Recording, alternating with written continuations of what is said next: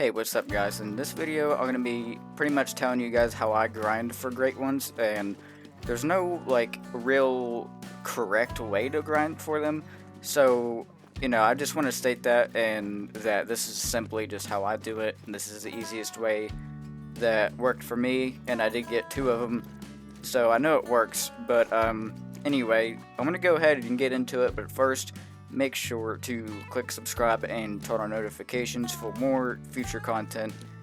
And let's go ahead and get into how I hunt them. I think the most basic thing that I can start off with, at least for you guys, I would say that the first thing that you need to do is obviously change the time to 8:30, which I have already done because it is 8:41, and wait about 30 in-game minutes.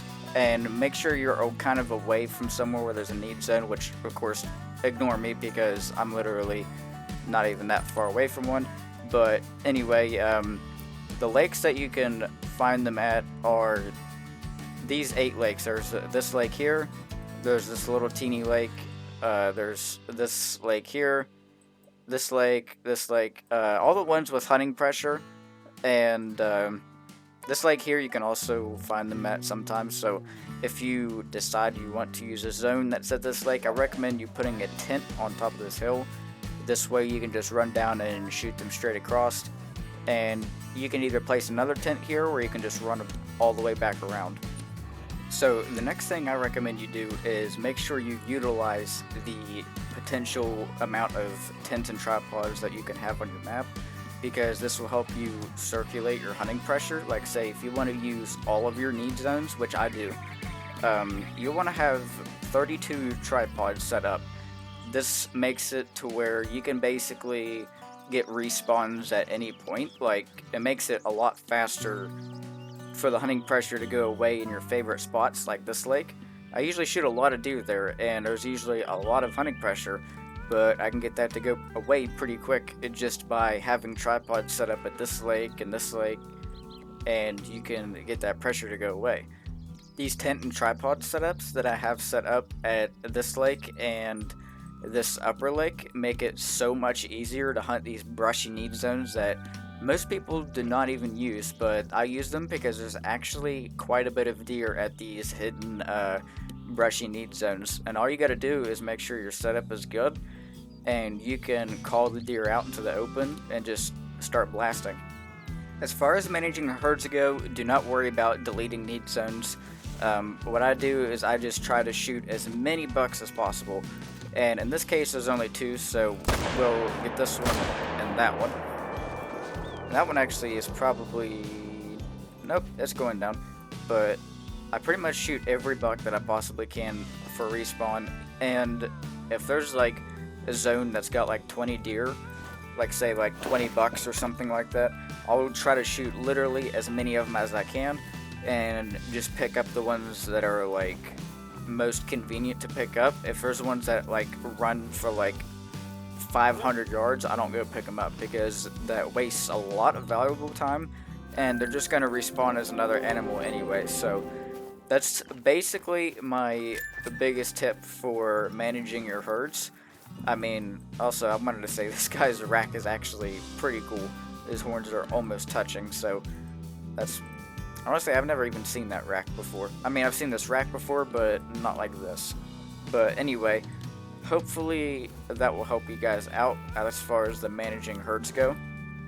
So some people are going to experience times where their zones go doe only, and a lot of times this will happen at this lake, it'll happen here, it'll happen at some of these other need zones. So basically what happens is your herd that turned doe only, instead of bucks respawning there, they respawned at lakes like this where it's brushy. So you'll actually see that these zones grew size. So basically, in short, your zones where your bucks are not at anymore, they moved to another zone on the map. For those of you who are wondering what to do when you actually do get a doe only zone, just leave them there. Don't have to shoot any of the does in that zone. They will always be there, and it's actually a very unlikely chance that a buck will ever spawn there again. unless you actually delete another need zone or delete that zone itself. So you're probably also wondering what happens if I delete a need zone. Well, if you delete a need zone, like say this zone right here, if I shoot 4 of these deer without a tripod, with a tripod you can shoot up to 16. But if I shoot 4 of these deer, this need zone will disappear and no more deer will be there, but they will move to a different part of the map. So your population will still stay the same, so you'll be fine. It's not like you're removing any population off of your map, so it doesn't really matter. In this case, this is going to be an experience kind of thing, because you're going to remember all of the possible locations that whitetail zones can spawn on range show. Like, this is a potential whitetail deer's need zone. I don't actually have any deer right there right now, but if I delete a need zone somewhere else on the map, this is a possible location where they can move and make a zone there. So basically you want to try to remember all of the possible locations, whether there's deer there or not. You need to go check them if you're deleting need zones, because they could have moved there. As for actually shooting the deer, you want to make sure you prioritize the biggest bucks first and then shoot the smaller ones after, because they are the most likely to respawn as a diamond or a great one. So that is my biggest tip on that. But also shoot the other bucks, because they have a small chance to spawn as a great one or a diamond as well. You just never know.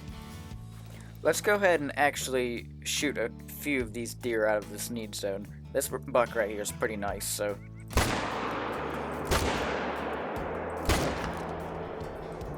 So all 3 of them are going down.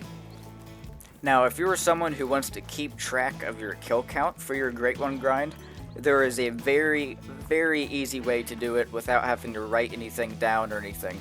Now, one thing that's actually pretty cool about the Trophy Lodge is that you can actually see the amount of kills that you have per weapon. So say if you put the M1 Garand on a rifle stand and you press the info on it, it'll tell you exactly how many kills that you have. Well, how does this come into play with the Great One grind? Like say if you've used the gun before, just wait until you get to an even number, like say 500 kills or 1,000 kills, and then don't shoot anything else but whitetail bucks, starting off at that number. Then just keep going to check in your lodge to see where you're at. That is, in my opinion, the absolute easiest way to keep track of your grind. And as far as the weapons and stuff go, I go with the M1 Garand.